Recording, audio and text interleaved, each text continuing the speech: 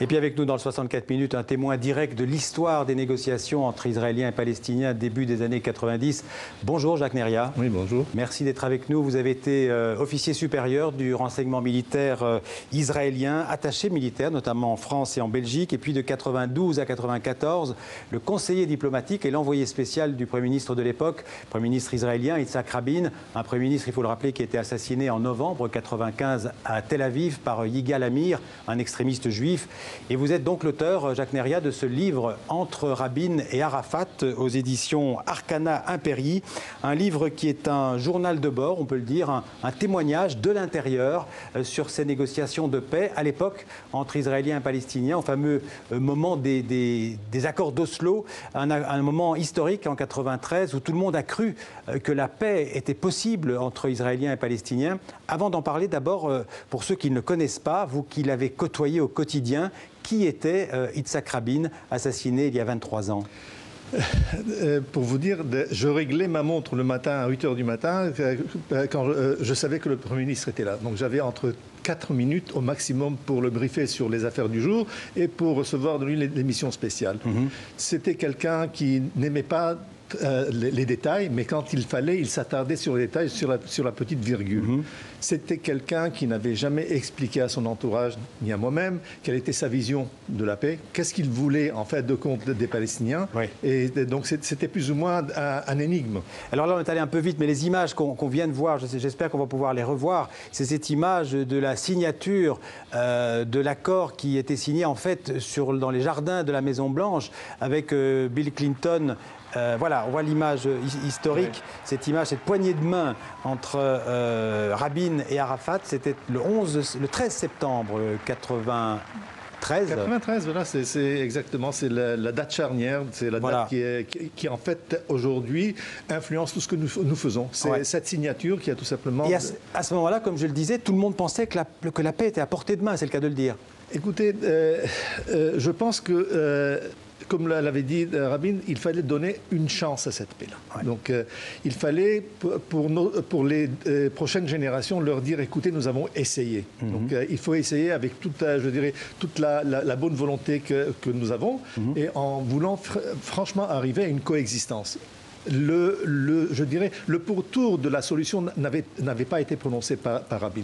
Ouais. Il ne savait pas encore s'il s'agissait d'un État palestinien, d'une autonomie plus, mais il savait une seule chose, que il avait préféré l'option palestinienne à l'option syrienne parce qu'avec l'option palestinienne, il dit c'est chez nous. Si jamais il y a des problèmes, on reviendra. Le fait qu'on n'est pas revenu et qu'on ne peut plus revenir, c'est tout simplement le fait de l'histoire. Oui, en fait, l'accord portait, enfin le projet d'accord portait sur le partage de la Cisjordanie en différentes zones plus ou moins contrôlées par Israël ou plus ou moins contrôlées par les Palestiniens. Alors, tout s'est fait par étapes. Ouais. Au début, on ne savait pas ce qu'on voulait.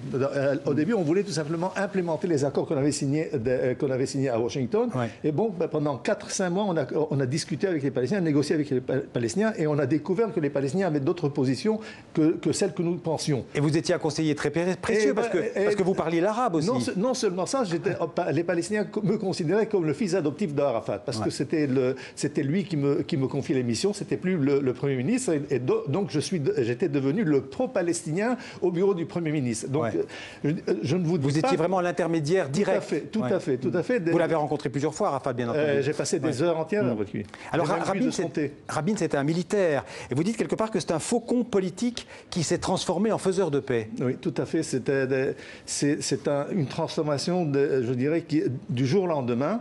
Mais si jamais on creuse un tout petit peu Rabin et on revient un peu en arrière, on revient au célèbre discours de Rabin après la guerre des 6 jours en 1967 au Mont Scopus, où tout simplement il a dit qu'il fallait faire la paix avec les Palestiniens. Ouais. C'était, je dirais, une revanche sur l'histoire. Ouais.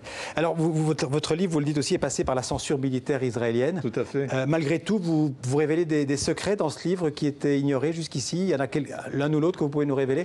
Écoutez, toutes les négociations avec les Américains, la profondeur profondeur des relations, c'est tout simplement un sujet qui n'a jamais été abordé. La façon le système israélien, le système de décision, la prise de décision au sein du gouvernement israélien, ça n'a jamais été évoqué dans aucun livre. Et là, on peut suivre exactement quel est le processus, quelles sont les procédures. Avec parfois des tiraillements d'ailleurs entre Rabin et Peres, qui était à ce moment-là ministre des Affaires étrangères. Tout à fait, j'appelle ça le tourbillon de Peres qui a avalé Rabin, et Rabin qui pensait dominer, et finalement qui s'est vu attiré par Peres. Alors je le disais, Rabin a été assassiné en 1995, on ne parle pratiquement plus aujourd'hui du conflit israélo-palestinien, sauf de temps en temps pour évoquer les violences à Gaza. Aujourd'hui, on a l'impression que ça n'intéresse plus personne, ce qui veut dire que personne aujourd'hui n'a intérêt à la paix. Je pense qu'au moins 50% de la population israélienne, si ce n'est pas plus que ça, nous voulons effectivement arriver à une solution, je dirais, de paix entre nous et nos voisins. Mais c'est les colons qui ont imposé leur agenda politique. Alors aujourd'hui, l'agenda politique est l'agenda de la droite, et même la droite n'a pas de solution. La droite n'a pas, parce que quand on pose la question à la droite, qu'est-ce que vous voulez en fin de compte? Vous voulez un seul État? Vous voulez qu'on soit mélangé avec les Palestiniens? Vous voulez quelle sorte d'État? Ou est-ce que les Palestiniens auront les mêmes droits que les Israéliens? Tout le reste, il n'y a pas de solution. On attend, je dirais, le nouveau Rabin. Merci Jacques Neria, ça a été rapide, mais je renvoie à votre livre Entre Rabin et Arafat. Le conseiller diplomatique révèle donc ce qui s'est passé après, autour des accords d'Oslo. Merci beaucoup d'être venu en parler dans le 64.